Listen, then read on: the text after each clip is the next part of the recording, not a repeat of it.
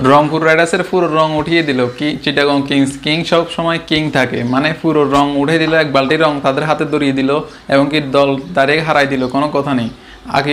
আকিব জাভেদের বলো আজকে কাজ হয়নি। হায়দার আলী কি খেলাটা দিল আজকে। হায়দার আলী 280 স্ট্রাইক রেটে ব্যাটিং করছে। হায়দার আলীর পুরো তুফান উড়ে দিছে কি মানে 6টা মাসে 6টা কি দুর্দান্ত ব্যাটিং। মানে রংপুর রাইডার্স শক্তিশালী টুর্নামেন্টের শক্তিশালী টিম এখন, মানে কোথায় টানা 3 ম্যাচ আছে, এই সহ টানা 3 ম্যাচ।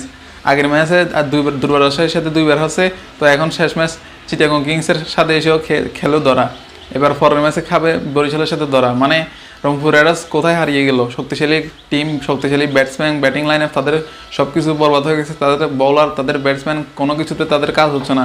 কী হলো রংপুর রাইডার্সের, কি খেলাটা দিল আজকে চিটাগং কিংস।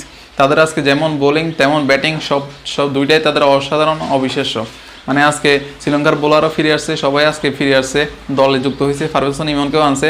তো আজকে ইমনের ব্যাটিংটা দেখে হয়তো চিটাগং কিংসের মালিকের এবার হয়তো সন্তুষ্ট করছে। মানে ইমন তো ভালো ব্যাটিং করছে আজকে, এবার হয়তো সে সন্তুষ্ট হবে। মানে ইমন দেখাই দিছে আজকে কি 6টা মাসে। নাহিদ রানার বোলিং কাজ হচ্ছে না, নাহিদ রানাকেও অবস্থা পুরো খারাপ করে দিছে আজকে। মানে নাহিদ রানার বলে পুরো আকাশ ধরাই দিছে, মানে একের পর এক শুধু 6, কোনো কথা নেই। মানে রংপুর রাইডার্সের বোলারদের কোনো কারো বোলিং কাজ হচ্ছে না। সাইফুদ্দিন, শেখ মেহেদী, আকিব জাভেদ, মানে তাদের বোলারদের কোনো বোলিং কাজ হয় না আজকে। আগের 2 ম্যাচের মতো দুর্বার রাজশাহীর মতো আস্তে করে খেলে ধরা, ব্যাটিংয়ে নেমে পুরো চাপের মুখে পুরো ফেসার ছিল। রংপুর রাইডার্স আজকে 120 রানও করতে পারতো না যদি ইফতেখার আহমেদ যদি ভালো ব্যাটিংটা না করতো, মানে দলের হাল যদি না ধরতো সে, মানে মাঝখান দিয়ে ইফতেখার আহমেদ দলকে বাঁচাইছে, না হলে 120 হতো না আজকে, মানসম্মান আরও শেষ হয়ে যেত।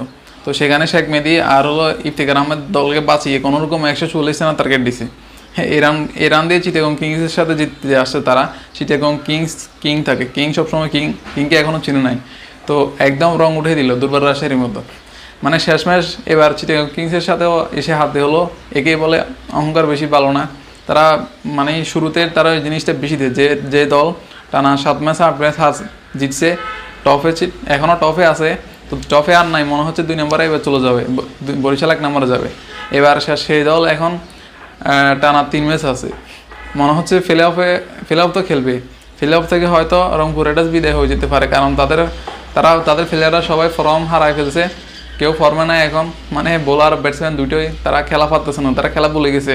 রংপুরে গিয়ে ট্রফি নিয়ে, গ্লোবাল ট্রফি নিয়ে ঘুরতে গিয়ে মনে হয় খেলা সেই কারণে ভুলে গেছে, কনফিডেন্স বেশি তাদের। তো এখন কোনো দলের সাথে পাত্তা পাচ্ছে না। চিটাগং কিংস প্লে অফ খেলবে, আর 2টা পয়েন্ট লাগে, এখনও নিশ্চিত হয় না, কিন্তু এক প্রকার প্লে অফের দিকে এক পা এগিয়ে গেল চিটাগং কিংস, প্লে অফ খেলবে। এখন আরেকটা ম্যাচ জিতলে কনফার্ম হয়ে যাবে প্লে অফ চিটাগং কিংসের জন্য। শামীম পাটোয়ারি পর্যন্ত উইকেট পেয়ে যায়, তাহলে আপনি বুঝেন কোথায় গেল তাদের ব্যাটিং, শক্তিশালী ব্যাটিং লাইন আপ। শামীম পাটোয়ারির পর্যন্ত উইকেট পেয়ে যায়।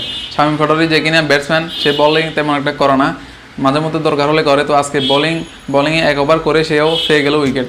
কী পরিমাণ বাজে ব্যাটিং হয়ে গেল রংপুর রাইডার্সের। রংপুরে যাইয়ে দেখি রঙের মেলা, জানালা খুলে দেখি এখন রংপুর শুধু 1 ওভারে খাটতেছে।